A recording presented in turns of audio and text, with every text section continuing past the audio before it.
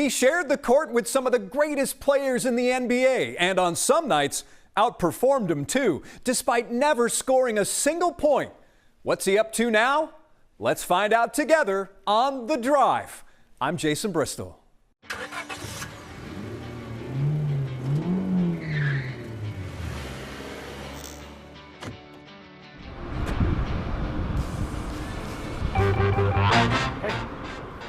How you doing? Are we rolling right now? We are rolling. Oh, it's Jerry, right? Robert, comedians in cars getting coffee, no, right? Not quite. Robert Boudwin, buckle up. Oh, Jason. Yes. KHOU. This Yes, is the one we yes. did the rider, where in exchange for me doing this, I get first date with Cheetah if she gets divorced. You guaranteed it. See, I can say that because I don't work for KHOU. You got HR to deal with. I don't. I'm an independent contractor. I'll do and say whatever I want. I don't know. Buckle up, by the way. I don't know. Buckle up, Houston. I don't know if people recognize this guy. I'm sure they don't. Is that because I put on weight? Oh, you mean because of the whole secret identity? I knew what you meant. He used to be Clutch. He Yes, used sir. to be Clutch the Bear. Yes, How sir. many years were you Clutch the Bear? 21. 21 years. Created that character 3 months after the second championship in 1995 and did it through July of 2016. So if anybody's keeping track, I guess I'm the mush. I'm the jinx. We're the reason I haven't won since. I don't know. Then they would have won in 2017, and they didn't. The thing that...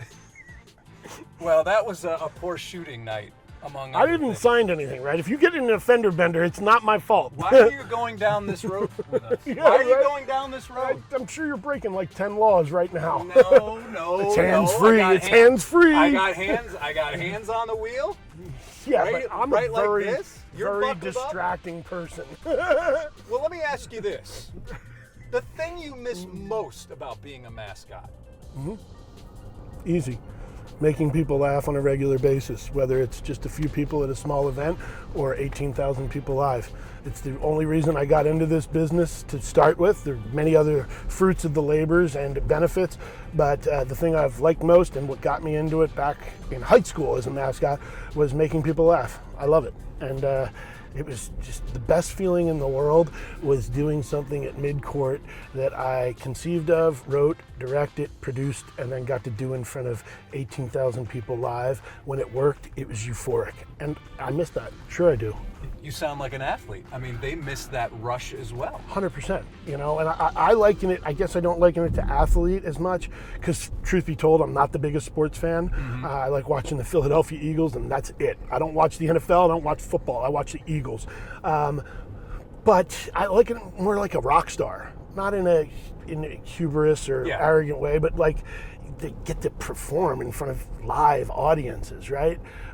Unlike actors that get to do this on a closed set or TV or movies or whatnot, rock stars do it in front of a live audience and they feed off of that energy, and it's very important they bring their best every time. And also the audience gives you that immediate yes or no. You either did good or you did bad, and there is no arguing with the audience. They are judge, jury, and summary decision makers. So the pressure is good pressure. I miss all of it. I miss that. Okay, what do you miss least? Dealing with management. I thought maybe like kids tugging on your tail or your ear or trying to pull your eye. No, I miss the same thing that you won't admit that you hate about your job, dealing with the I don't muckety know mucks. what- I no, don't know what you're talking about, Robert. I love getting my second guessed by everybody that doesn't do what I do on a daily basis. Every time I've had a doctor's appointment in my life, they ask me, are you allergic to anything? They mean medicines and stuff. And I say, just management. And it always gets a laugh. And all those doctors have the same problem I had, which was the God complex. And, they're like, oh, amen to that, brother. I'll give you some extra meds. So you used to sell an experience. Now you've transitioned to real estate? Yes.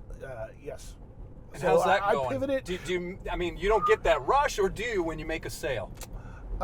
It's less to do with the actual making of the sale at closing per se, and it's more stewarding the people. It's more elongated, right? Like being a mascot was, man, that payoff was there, and it was definitive. It was either it worked or it didn't. There was no gray area or middle ground. but it's a moment in time. The real estate process is drawn out over months, and even when you go under contract, it's usually 30 days, and it's helping people, and every situation is different. It's helping them at where they are. It's one of the most emotional decisions in life and processes, and then a lot of people have emotion on top of it, whether they're going through divorce or somebody just passed or somebody was just born, they got a promotion, they got a firing, those are kind of the major things that are going on in people's lives. So it's kind of playing therapist in a way that you're not telling them you're being a therapist, because nobody wants to feel like they're being shrinked, but you're there to support them, and I get a lot out of that personally. I've gone through divorce with kids twice. I know how hard it is. I've sold 4 of my own homes. I know how stressful that is, and I enjoy that whole process. And every client's different. Some are like I get it, you don't have to explain it, and then you're gonna take KHOU. So it's different. I get a different kind of thrill out of being a realtor. And I've done that for 4 years now. It was a pandemic pivot. I was, after 16, when I left the Rockets, I opened up my own sports consulting practice. Everything was going along swimmingly. I had the XFL as a client. I was in charge of New York, DC, and LA as my markets. U of H was a client, men's football, men's basketball, men's basketball, the Sam Houston Race Park. I was producing, different live entertainment, marketing, everything. And then the pandemic hit, and the first thing to go is events and staff. So I found myself on unemployment for the first time in my life as a person with 4 kids, and had to make a pivot. And real property has been good. I like it a lot. And I know Houston. I've been 6,000 events. People always say, "Oh, what area do you specialize in?" And then they sarcastically chuckle if you say everywhere, because they think that your brand's diluted. I'm like, no. I did 6,000 appearances around this city. I know every corner, every neighborhood, and I know people in those places, and that's where the requests come. The reason you're here is you have a new book. I do. Where is it? Apparently they lock you up in a costume for 21 years, and they tell you don't talk. Did you bring and now all I do is talk. All right, show it to the camera. Oh, yes. Yeah, there we go. All right. Yes, a new book came out in December, and on the kind of speaking tour, podcast tour, media tour with people like yourself, and signing tours we have all over town. So I noticed that the top 10 questions which make your head explode, which was number 1 of the top 10 questions as a mascot which made your head explode? What was number 1? So honestly, the one that meaning head explode made me mad, and I would have to mask it, was, so what's your real job?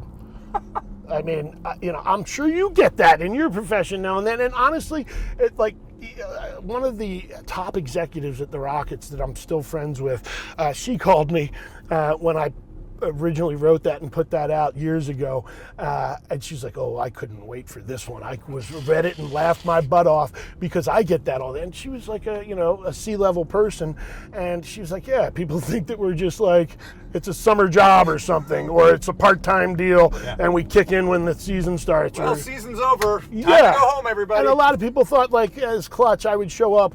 Tip-off's at 7:05. What do you show up at 6:30? And just throw the costume on and goof around? No. What's your real job? You know what? Right now, my real job's putting my foot up your ass for asking that question.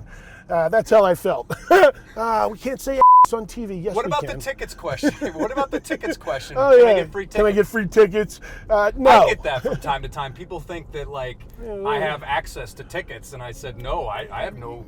When I go as a spectator, I'm doing the same thing you are. I'm going and buying them myself. Right. The only thing you have access to is deciding which jerks you're going to put on your show.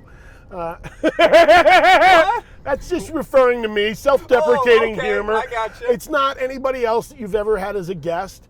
Yeah, can I get free tickets? Can I get a free T-shirt? Can I get an autograph from Meow? Is it hot in there? That didn't make my head want to explode. It's just like, no, it's super cool. It's a breath of fresh air. Of course it's hot in there, you dummy. Do you sweat a lot? Yeah. You think? What happens if you have to go to the bathroom? Never have to go to the bathroom. Not once in my whole career. Honestly, God's honest truth. And if you think about Don't you have to stay hydrated in that thing? Yeah, you do, but you sweat so much, you never have to pee. Oh. And, I don't eat beforehand, so no, I've never had to go potty. Sorry, I'm a dad of 4, so I get that. potty. No, never have to. You sweat so much. And every single break I took, I downed at least 2 bottles of water, never had to pee. You just sweat so profusely. One game, and I don't recommend anybody do this, I didn't take a break. Shouldn't do that. This could be very harmful for any performers out there. And I didn't drink any water. I lost 10 pounds. And it's not the miracle diet. A gallon of water weighs 8 pounds. I drink a gallon of water. That's not your next book? No, it's not. How to Lose 10 Pounds in One Night. Although that's a good title. Maybe we're onto something. Yeah, How to Lose 10 Pounds. So what was your most bizarre stunt? Because you said that you were bizarre. You were working and crafting and developing and producing and what you were doing. So what was your most bizarre stunt? Was there anything that they said, no, you can't do that? All the time. That's the only reason I was there 21 years, is because I kept trying to push things and get things through. And, it was a constant game of real life. It's better to ask for forgiveness than permission. And I've heard that. Yeah, at times somebody complains. And, the thing that used to melt my mind was when 18,000 people laughed and cheered together. And then we got 2 letters. And, it was like, don't do that anymore. And I'd be like, what? If we ran our whole business that way, one person complains about concessions, one person complains about parking or the bathrooms being dirty, and all of a sudden we're going to change our whole, but, I got it. It's in the public eye, it's forward facing, people have an opinion about entertainment, and a lot of the stuff I did was somewhat loosely connected to, politics or culture or current events, things like that. It was tough. But, dealing with that and navigating it was difficult. Sorry, I didn't know that I answered your question, but what was it, the craziest thing? Or most the bizarre most stunt. Bizarre. I mean, I threw up in costume one time. That wasn't intentional. Yeah, no, and no one would have seen that. Yeah, no one would have seen that. I accidentally ruined an MLK parade one time. Ooh. I don't know that was a stunt. I was shooting metallic. They were streamers and they were metallic. We thought this would be even better for the parade because they looked like shimmery and fireworks, and we didn't think. And they're metallic. They blew into power lines and they hit one of the conductor things and blew out 4 city blocks of power, including the main stage that supplied the MC, the band, the DJ, everything. And it was right in front of the grandstands and all in front of the dignitaries. And it was like, oh, that was terrible. So that was bizarre. Things that I did, like, I had my sons fight one time at mid-court the night that Batman and Superman came out, the movie. Yeah. That night of the premiere, we had a home game, and were they dressed as little superheroes? They were. But I think I remember that. Oh, it was so awesome. I hope you enjoyed it. But all 4 of my children have been in martial arts since age 4. My boys at the time were age 7, 2 years away from getting their black belts. But they were each other's sparring partners, and we went to Taekwondo 3 times a week. This was a common thing for them to do. And I was just like, oh, man, all I need to do is get a size bigger to go over their protective gear and put them out there and let them duke it out, just like they do 2 other nights a week, only they're going to do it in front of 18,000. And we said, others all right. are going to see the payoff. It's normally a one-man show. Yeah, exactly. And I dressed as the ref, as Clutch, and just went, all right, fight. And man, they wailed on each other. And their mother's small. Their mother was Sweet Susie, the MC for the Rockets and the dance coach for 10 years. And she's a small framed person. So the boys look like they're 4, even when they're 7 from the stands. So everybody thinks they're going to come out and just cute, like hit each other or whatever. But they don't realize those kids aren't 4, they're 7, and they wail on each other. It looked like that, that white collar crowd at Toyota Center that tends to be, affluent, turned into a WWE crowd on the drop of a dime. Kill him! Yeah, that was like, oh, people love Batman or they love Superman. Batman was a little bit louder cheering. People are like, we don't need a superhero that can't be killed. We want a guy that has something to lose.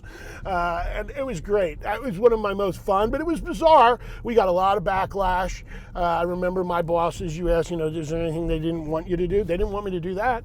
I went round and around with them on that. I remember having a poignant conversation, literally, and that was one I had to get approved in advance because it had so many other moving parts. The PA announcer, you know, stuff like that. That's not one I could just do. That was just me. It required other coordination. And he was like, "Can you promise me that we won't get any complaint letters?" And I said, "Absolutely not. I promise you that we will get complaint letters, but you got to break some eggs to make an omelet, and this is worth it in this case." You know, these kids, I'm not just putting my sons out there. They're identical twins. I'm not just saying, hey, beat each other up. They do this regularly. We put a little disclaimer in at the front. These kids take class, whatever, and it went viral. And a couple people complained about violence, promoting whatever, but most of the people took care of them and said, "Look, this is, you know, discipline and all the benefits and accomplishment and self-defense." It was great. It was bizarre. I think that classifies as bizarre. Do mascots have to be more careful nowadays because we live in such a litigious society? Could you be a mascot today? Sure.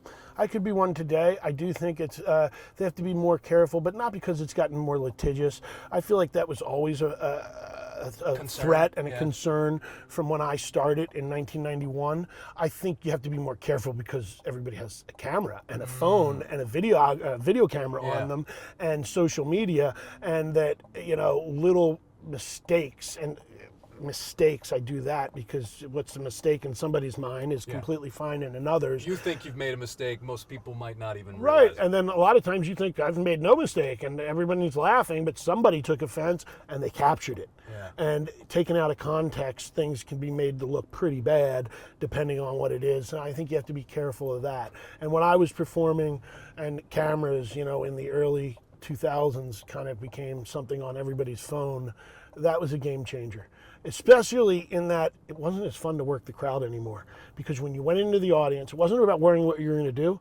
Everybody wants a damn picture. They want to come out because they want a picture with you for their social media or whatever, and they all have a camera. Nobody had a camera before, and you could work the crowd and make people laugh and get people to react. Now you go up and they come out of the stands and you get a line. They line up, and you don't want to be a jerk that looks like you're big leaguing them saying no pictures. So you got to, you know, one of the things we did that was we trying to always look for funny things, but to also be nice and accomplish what the fans want. I would, after the second one, always be like, time out, time out. I'd turn around and my assistant, Dominic, would have this shirt ready for me that we had made to fit Clutch, and it said, and they couldn't see until I turned back around, and the shirt just said, "I hate cell phone cameras." And then I would sit there and take a picture with every last one and just be like, with big sighs and like, and look up at God, like shake my head, like why?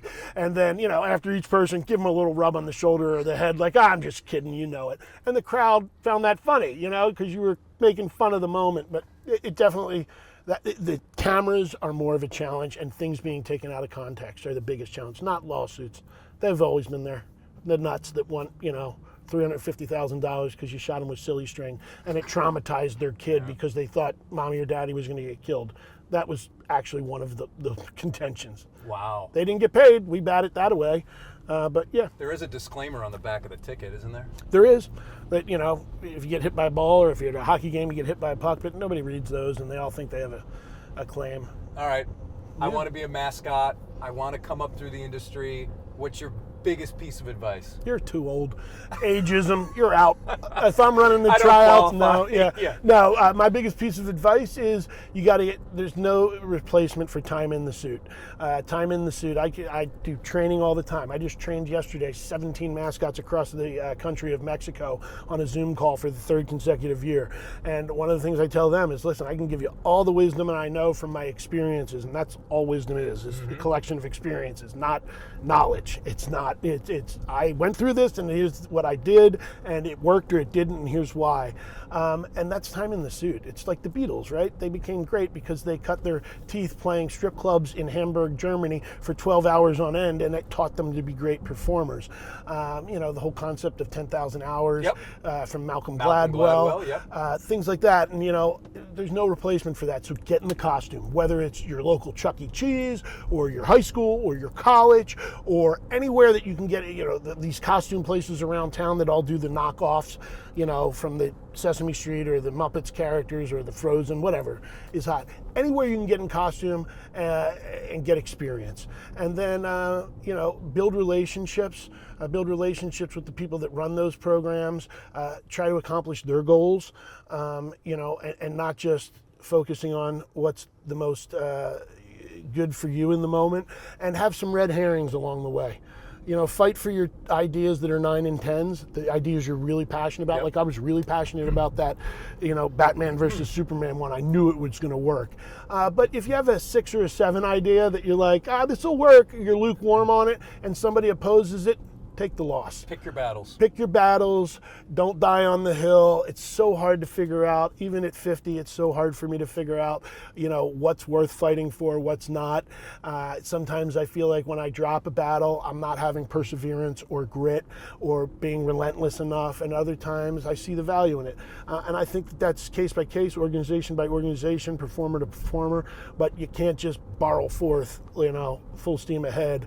It was probably one of the biggest, criticisms of me in my career, that I was too laser focused and that I needed to spend more time at the office, just at the water cooler, talking about people's vacations. And I felt like, what a waste of time. I come to work. So that would be my advice in a nutshell, if you want to do it. Time in costume and build relationships and lose some battles. What do you hope people take away when they finish reading your book? This is not a self-help book. I hate books like that. I read every one, I think, in my 30s. And I just kind of don't like those books anymore. They seem kind of arrogant. Like, I have the answers. I don't have the answers. I have 51 stories here of what has happened in my life, told in not chronological order, based on 6 different areas of my life. This is not a mascot book. This is not just a sports book. The subtitle of The Extraordinary Life of an Ordinary Man, Ordinary Me, is Mascots, Marathons, Mayhem, Twins, Transplants, and Tattoos. And honestly, the book is equally about all 6 of those topics and areas. So I hope people take some stuff away from it, but I'm not like, do this or act like this. I hope they kind of see some of the stories and go, that's a catch-22. That's a tough one. Or it's entertaining. I hope first that they're entertained. I hope second that they glean a little less feeling alone in the world, because it's like, I'm pretty vulnerable in the book, and I say some pretty self-effacing things and some critical things about myself. And I hope that people kind of can identify with that and feel less alone. So those 2 things, I think. And I think Houstonians will like it. Some people, I remember that. There's a lot of Houston-based stories here.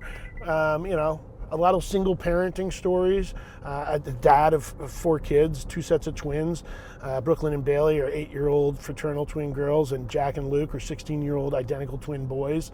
So I think parents of multiples will like the book. I think anybody touched by organ donation, my dad having had a lung transplant, double lung transplant 13 years ago from a young man named Ian Heidemann, and still being with us. My dad is still with us. So I think that whole community, the medical community, will get something out of it. Of course, Rockets fans. I ran 3 half marathons in full costume supporting organ donation. Yeah. So I think runners will get something out of it. Obviously, life has been imitating art a little bit in my retirement with my weight gain. I don't have a 92-inch waist like Clutch, but I'm not the 32-inch that I was when I was performing.